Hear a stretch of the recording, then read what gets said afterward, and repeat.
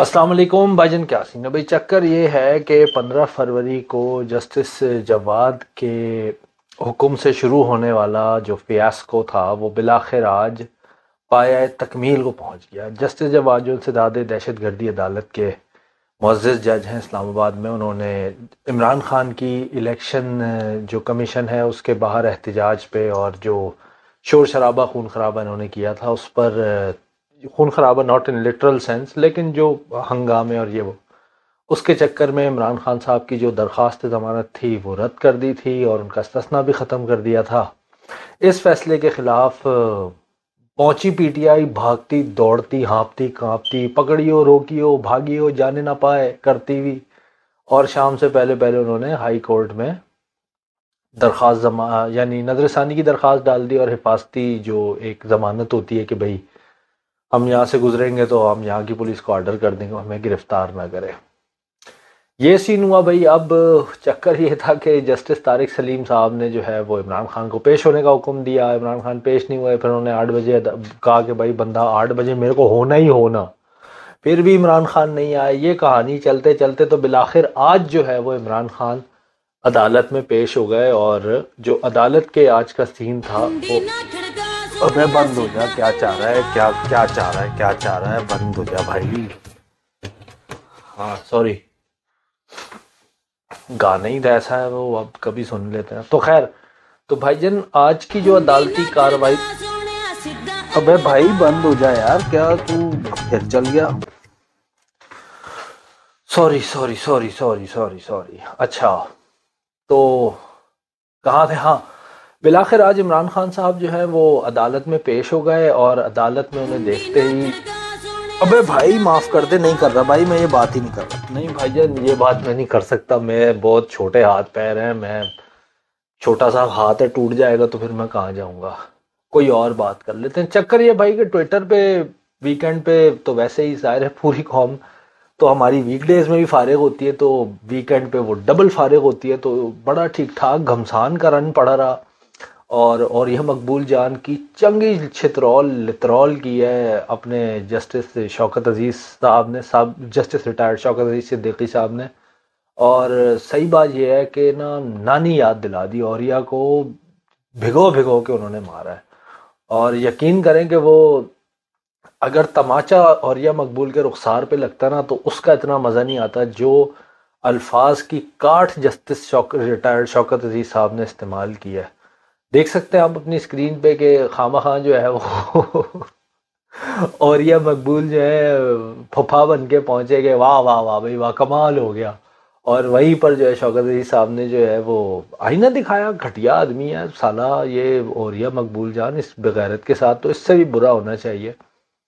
تو شوکت عزیز صاحب نے جو ہے وہ فوراً آئینہ دکھا دیا، انہوں نے کہا کہ تو ایڈا بھولا پالا نہ بن، مجھے پتا ہے کہ تو کس کا ٹاؤٹ ہے اور کس کی ٹاؤٹی کرتا رہا ہے، تو ابھی یہاں آ کے تو مجھے جو ہے وہ میرے جنت دوزخ کے فیصلوں پہ کھڑا ہوا ہے۔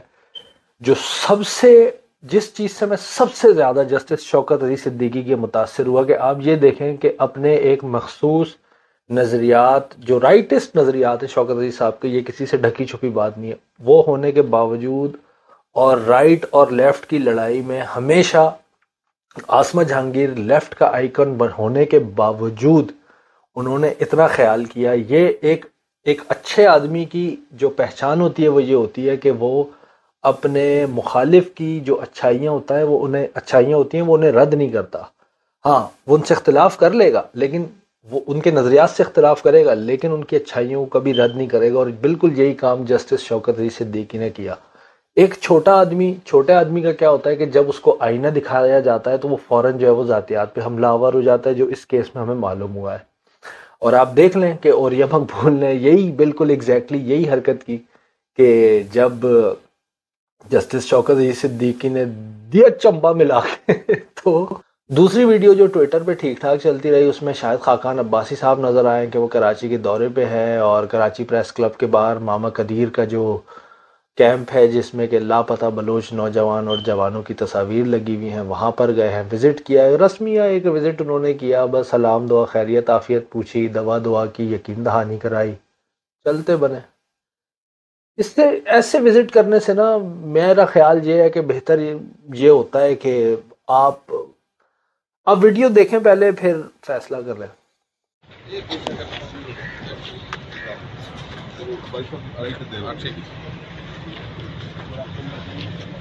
دعا بھی کر سکتے ہیں, کوئی دعا انشاءاللہ وہ بھی کریں گے, لیکن اللہ کرم کرے گا. یہ بہت خطرناک معاملہ ہے, یہ اس گورنمنٹ میں دعا ہی کام, اللہ کرم کرے گا. انشاءاللہ اسٹرگل بھی کر رہے ہیں.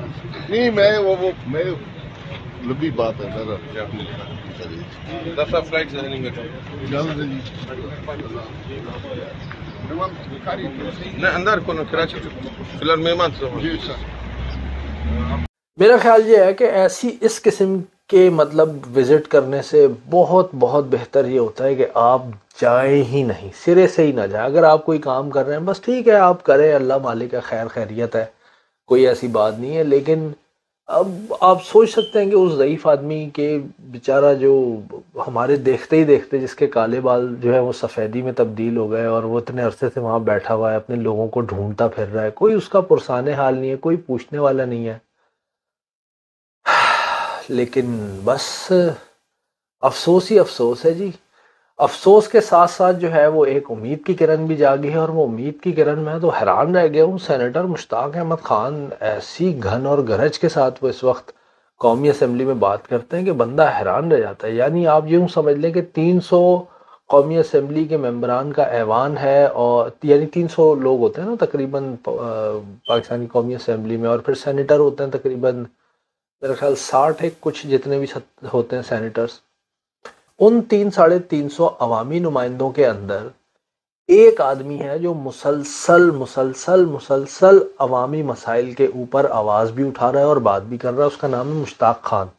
کوئی اور آدمی اگر ہے تو آپ ہمیں بتائیں, ہم اس کا بھی نام لیں گے.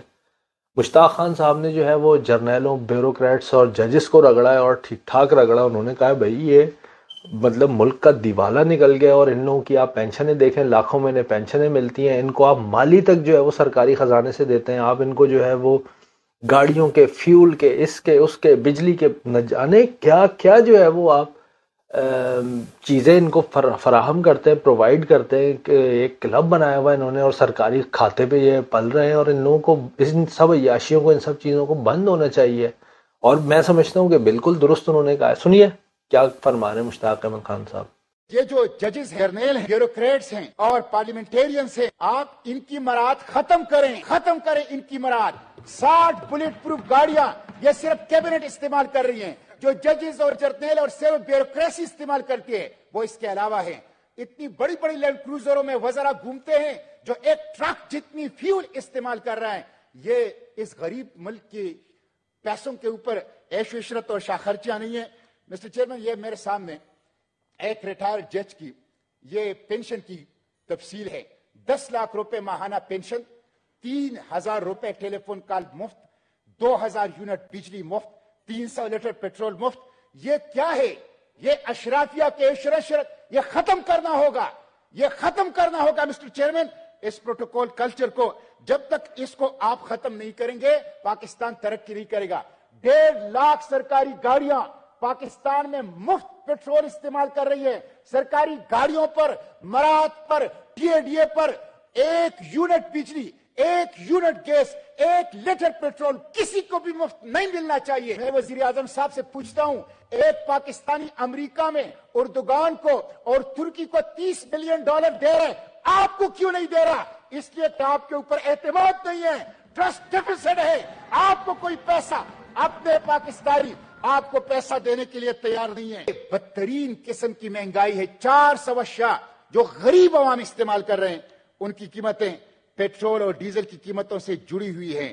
9 کروڑ لوگ خاتے غربت سے نیچے ہیں.